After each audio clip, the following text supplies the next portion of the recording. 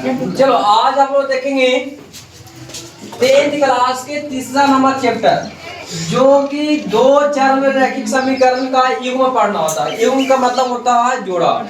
एक समीकरण दिया गया, समीकरण फर्स्ट, समीकरण सेकंड, दो समीकरण दिया गया, इसको ग्राफीय विधि से हल करना।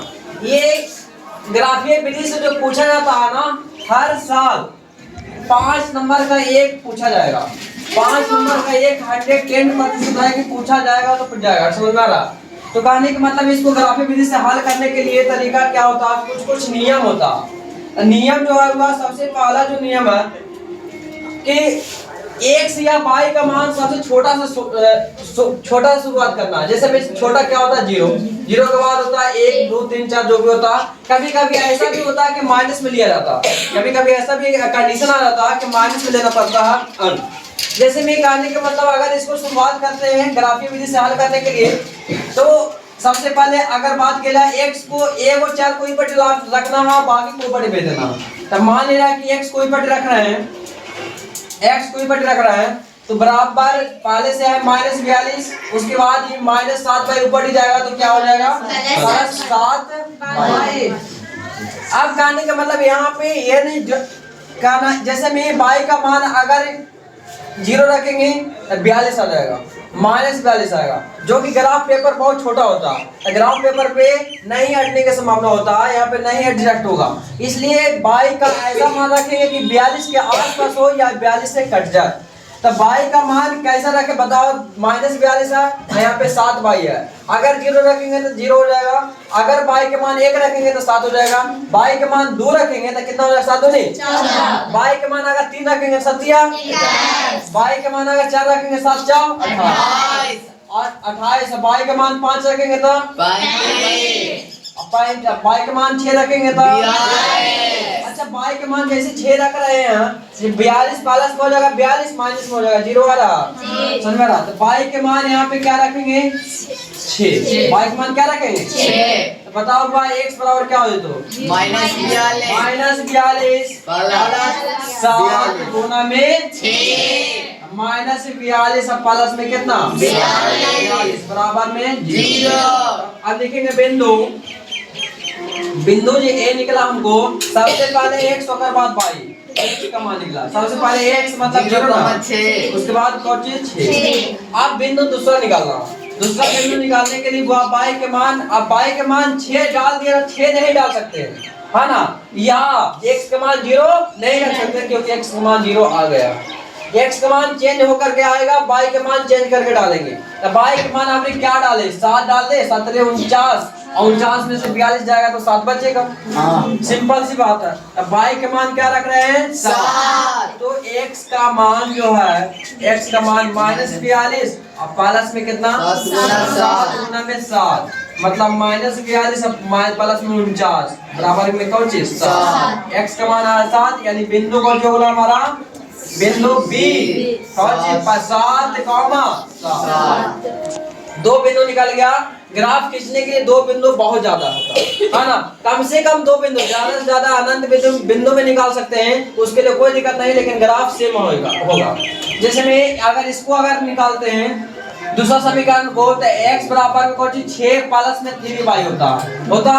अगर x के मान हम y के मान अगर 0 डालते हैं कोई दिक्कत नहीं है, तो कितना आएगा 6 आएगा। y के मान क्या डालेंगे 0, एक भी डाल सकते हैं, दो भी डाल सकते हैं। y के मान अगर 0 डालेंगे तो क्या आएगा, x का मान 6 प्लस में 3 गुना 0, मतलब कौन सी x बराबर कितना 6। इसका मतलब बिंदु को क्यों बोलो बिंदु C 6,0 ना, क्योंकि सबसे पहले x का मान, उसके बाद जो y का मान कितना डाले, कौन बता सकता है? कोई लड़का खड़ा हो सकता है अपने से, कोई भी लड़का खड़ा हो जाओ, जल्दी खड़ा हो।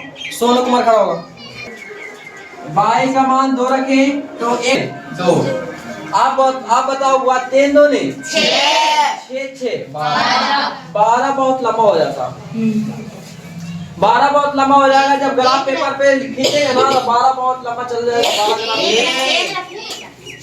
हाँ ना, दो रखने में कोई दिक्कत नहीं, हमको कोई तकलीफ नहीं, लेकिन ग्राफ पेपर छोटा रहता है ना, उस पे लाइनिंग हाँ माइनस में जिसका दिमाग काम करता होगा, माइनस में 2 रखेंगे तो 0 आ जाएगा डायरेक्ट। -2 समझ में आ रहा? 0 तो रख दिए ना। आप क्या रख सकते हैं? 1 रख सकते हैं, बहुत होगा तो 1 रख सकते हैं, 1 रख दे। -2 नहीं रखा। हाँ -2 रखो, वो भी सही है। चलो बाई के मान जब -2 रखे हुआ तो x बराबर कुछ हो गया 6 मतलब x बराबर 6 माइनस में 6 मतलब x बराबर में 0। आप बताओ हुआ बिंदु को जोड़ लो। D बिंदु B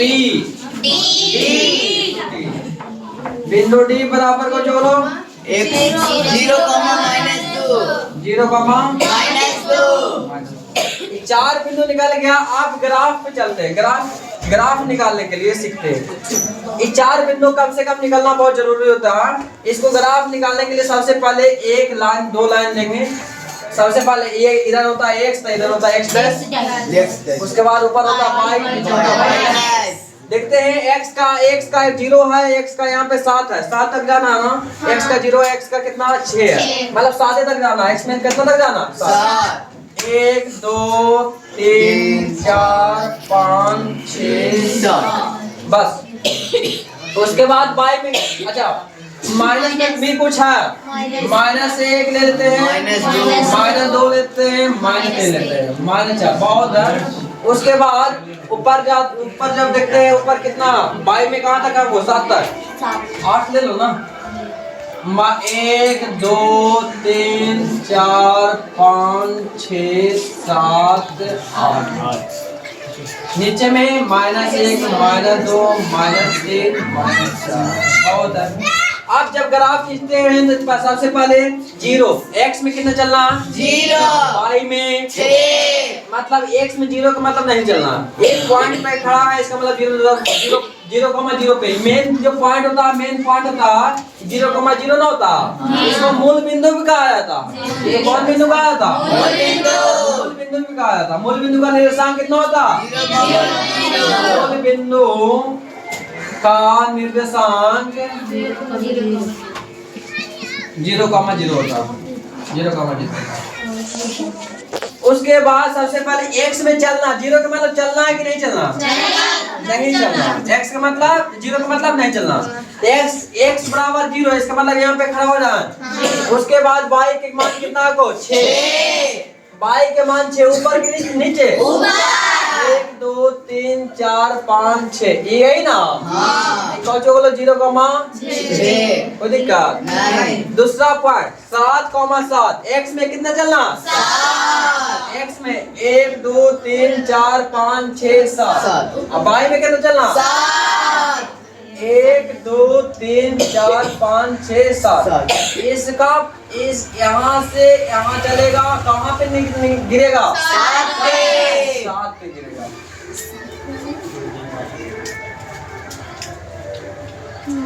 यही पॉइंट हो गया। आप इसको और इसको मिला दो तो दिक्कत नहीं, तो दिक्कत ना मिला दिए। 2 पॉइंट जैसे मिल जाए उसको मिला देने का काम करो। कोई किसी को अभी तक तकलीफ है तो बोल सकता है 0 का कितना 7 किसी को कोई दिक्कत है बताओ हुआ।